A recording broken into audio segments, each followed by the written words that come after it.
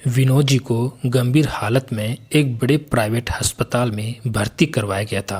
15 दिन में ही 2 लाख रुपए खर्च हो गए। खर्चा ज़्यादा लगता देख चारों बेटे घबरा गए और माँ से बोले, माँ डॉक्टर कहते हैं पिताजी को घर ले जाओ और सेवा करो, इनके शरीर पर अब दवा असर नहीं कर रही है। माँ बोली, मुझे तो डॉक्टर ने कहा है ठीक हो जाएंगे, थोड़ा वक्त लगेगा। बड़ा बेटा बोला, माँ ये प्राइवेट अस्पताल है, यहाँ सिर्फ झूठा दिलासा देकर लूटा जाता है। माँ बोली, अभी तो तुम लोग कह रहे थे कि डॉक्टर ने जवाब दे दिया है, दवा असर नहीं कर रही है, अब कह रहे हो कि झूठा दिलासा देकर लूटा जाता है। तुम लोगों की जेब से अभी तक 1 रुपया भी खर्चा नहीं हुआ और तुम घबरा गए। दूसरा बेटा बोला, माँ अब पापा का शरीर मिट्टी हो चुका है, फालतू के पैसे बहाने से कुछ नहीं होने वाला।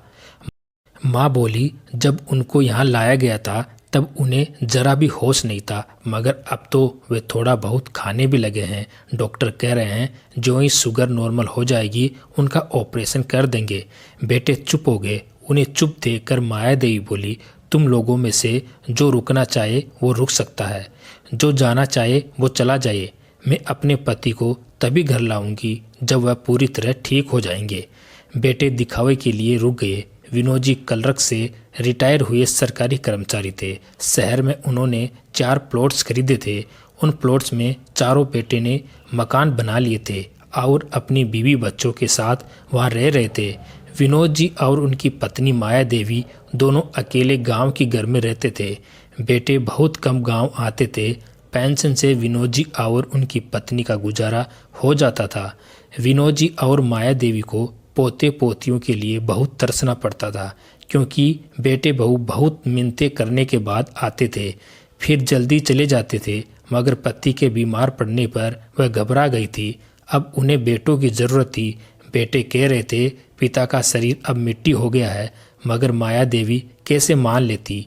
अभी वह सांस ले रहे थे, थोड़ी बहुत बात भी कर रहे थे। 50 साल से ऊपर का साथ था दोनों का। हर पल पति का साया बनकर साथ रही थी। अब मुश्किल घड़ी में कैसे संतोष कर लेती कि पति का शरीर अब बीत चुका है।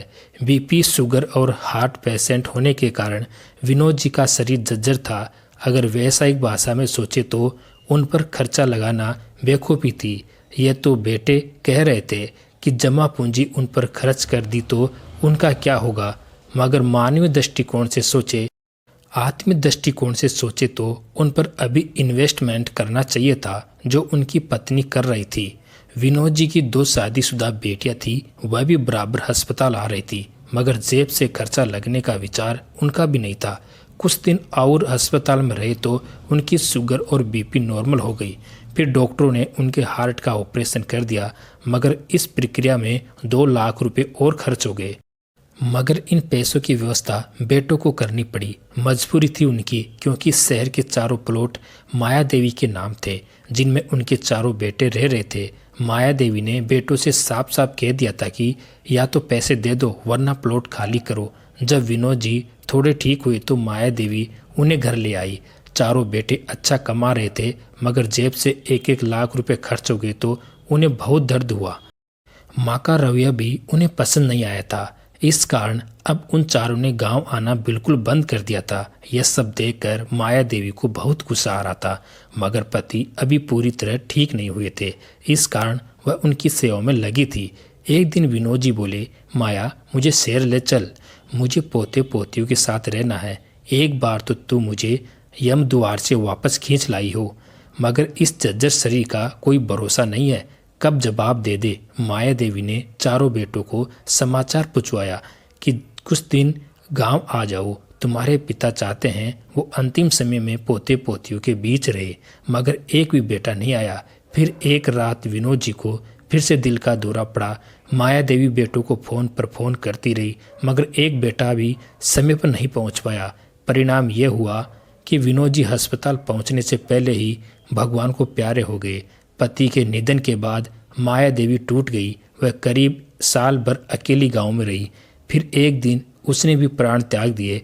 अब बेटे पूरी तरह स्वतंत्र थे। माँ का अंतिम संस्कार करके जब शहर पहुँचे तो चारों को एक नोटिस मिला कि वे घर खाली कर दे, क्योंकि चारों प्लॉट्स माया देवी के नाम थे। मरने से पहले माया देवी ने उन प्लॉट्स को अनाथालय को दान कर दिया था। मजबूरन बेटों को घर खाली करने पड़े। अब वे चारों बेघर थे। क्या माया देवी ने यह सही किया? क्या माता पिता को इतना कठोर होना चाहिए? कमेंट करके ज़रूर बताइए। कहानी पसंद आए तो एक लाइक ज़रूर करें। धन्यवाद।